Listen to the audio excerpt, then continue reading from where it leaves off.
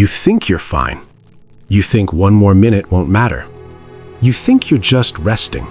But every minute you waste is a minute of your future being stolen. Psychologists agree. The habit you think is harmless is quietly destroying who you could become. You scroll. You check notifications. You refresh feeds again and again and again. It feels good in the moment. It feels like rest, like reward, like you earned it. But it's not rest. It's an escape. You're not escaping stress. You're escaping responsibility. You're escaping progress. Every time you choose distraction over discipline, you contract your potential. You shrink your future. You train your brain to seek comfort instead of growth. You think you'll make up for it later. You think there's a reset button tomorrow. But there isn't. Let's be real. You don't have a time problem. You have a prioritization problem. You have a habit problem, a comfort addiction. Psychologists call this behavioral avoidance.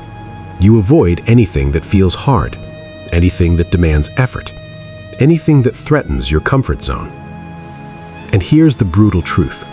Comfort is not where growth lives. Growth happens in the uncomfortable moments, in the daily grind, in the commitment to the hard tasks when every part of you wants to quit.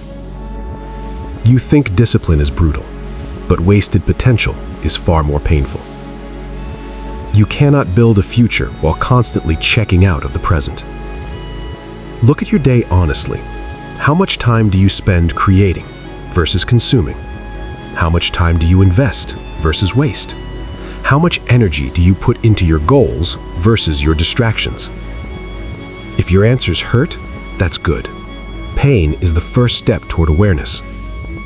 Responsibility starts when you stop blaming algorithms and start owning your choices. You are the gatekeeper of your attention. Your habits determine your identity. Your future will be shaped by what you do with the next 24 hours. So, let's shift from passive scrolling to active becoming. Here's the mindset shift. You don't wait for motivation. You build discipline.